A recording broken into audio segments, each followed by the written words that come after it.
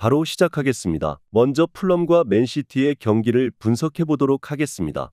풀럼 잉글랜드 1부 13위 패승패무무입니다. 맨시티를 상대로는 매우 약했던 편이었습니다. 리버풀 등 강호들을 상대로도 꽤 압박 라인과 공수 전환 속도를 높여서 승부를 하는데 이 양상에서 맨시티가 압박을 무리 없이 풀어내고 전개를 하는 모습이 많이 보이고 있습니다. 결국 맨시티를 상대로 맞불을 놓는 상황을 만들어서는 안 된다는 점을 보여주는 상황이고 특히 발빠른 홀란드에게는 크게 당하는 모습입니다. 맨시티 잉글랜드 1부 2위 무승승승승입니다. 역습에서 황희찬에게 한 골을 내주기는 했어도 워낙 리그에서 보여주는 화력이 좋은 모습입니다. 홀란드가 지난 경기에서 해트트릭을 기록하기도 했는데 지난 풀럼과의 대결에서 해트트릭을 기록하는 등 풀럼을 상대로는 매우 강했던 전력이기도 합니다. 전반적으로 선수들의 탈압박 능력 덕에 풀럼이 공격적으로 나오는 것을 두려워하지는 않는 팀입니다. 풀럼의 공격적인 플레이를 탈압박 능력으로 잘 상대를 하고 있는 상황입니다. 맨시티가 홀란드의 빠른 발로 상대의 압박으로 생긴 틈을 공략하는 데도 능한 팀이기도 합니다. 전반적으로 풀럼이 강하게 압박하는 것을 강호들이 부담스러워하지는 않는 편입니다.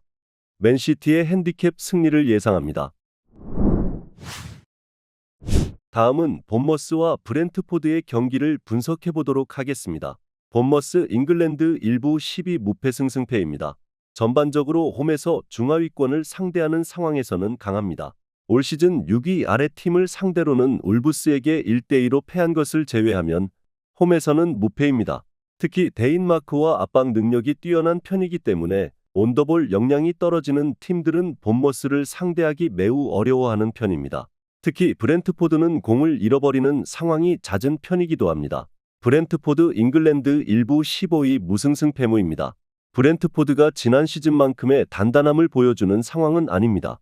다만 여전히 압박 위주의 공격성은 보여주고 있는 상황입니다. 본머스도 압박이 풀리거나 소유권을 잃는 상황에서의 수비 능력에는 의문부호가 없지는 않은 편이기도 합니다. 역습 상황에서의 측면 타격이나 토니의 폼 등 화력에서 믿을만한 상황은 만들 수 있는 전력입니다. 일단 본머스가 중하위권을 상대로 압박을 강하게 가는 상황에서의 승률은 높습니다. 다만 본머스도 공을 잃거나 압박이 무력화가 된 상황에서는 수비 능력의 의문부호가 없지는 않은 팀입니다. 브렌트포드의 역습을 무시하기는 어려울 것입니다. 오버 3.5를 예상합니다. 다음은 에버튼과 셰필드의 경기를 분석해 보도록 하겠습니다. 에버튼 잉글랜드 1부 16위 패승승승무입니다. 에버튼이 오픈플레이에서는 그다지 좋은 능력을 보이는 편은 아닙니다. 하지만 홈에서의 강세와 압박 강도가 높고 세트피스에서 전술이 다양한 점은 장점입니다. 사실 셰필드의 세트피스 대응 능력도 상당히 아마추어틱한 경우가 많기 때문에 에버튼의 득점 가능성이 낮아지는 것은 아니라고 볼 수 있을 것 같습니다. 셰필드 잉글랜드 1부 22 패패패패패입니다. 결국 100실점을 돌파하면서 EPL 최다 실점에 한 발짝 더 다가간 상황입니다. 그만큼 수비 능력에 대한 높은 평가를 해줄 수가 없다는 것입니다.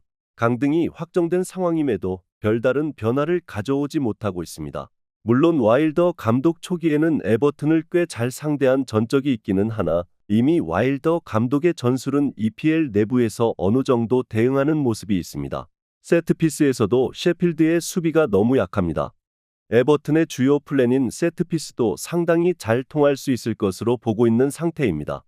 셰필드가 와일더 감독의 전술이 읽힌 이후에는 그다지 에버튼을 비롯한 다른 팀들과의 대결에서 우위를 보이고 있는 것도 아니었습니다. 에버튼의 승리를 예상합니다. 다음은 뉴캐슬과 브라이튼의 경기를 분석해 보도록 하겠습니다. 뉴캐슬 잉글랜드 1부 6위 승승패승승입니다. 뉴캐슬이 이 매치에서도 압박 전술을 들고 나올 이유는 충분할 것으로 보고 있습니다. 특히 홈에서의 압박 전술 성과가 좋은 편인데 토트넘을 상대로 4골을 넣은 것이 대표적이라고 할 수 있을 듯합니다. 특히 브라이튼의 약점은 압박에 대응하는 능력에서 오는 것임은 명백할 것이고 뉴캐슬의 전반적인 결정력이나 압박 수행 능력은 좋은 편입니다. 브라이튼 잉글랜드 1부 11위 패무패패승입니다. 브라이튼이 지난 경기 승리를 했으나 2.53의 기대 득점을 가지고 한 골에 그쳤다는 점은 실망스러웠습니다. 미토마 마치가 빠진 이후로는 공격력에서 하락세가 심하다는 점이 드러난 양상입니다. 올 시즌 개막 이후 19경기 연속 무실점 실패라는 수비적인 난조가 심각했는데 중원에서 압박 대응 능력이 썩 좋은 유형은 또 아닙니다. 결국 뉴캐슬이 압박을 강하게 가는 상황에서는 브라이튼의 수비와 압박 대응 능력이 문제가 될 것입니다. 공격력에 대해서도 미토마 마치가 빠진 브라이튼은 난조가 심한 것이 사실이기도 합니다. 뉴캐슬이 수비적인 리스크를 어느 정도 감수하고 달려들 이유는 충분합니다. 뉴캐슬의 승리를 예상합니다. 마지막으로 토트넘과 벌리의 경기를 분석해 보도록 하겠습니다. 토트넘 잉글랜드 1부 5위 승패패패패입니다. 일단 포스테코글루 감독은 리버풀과의 후반전 경기 내용에 만족감을 표하는 모습입니다.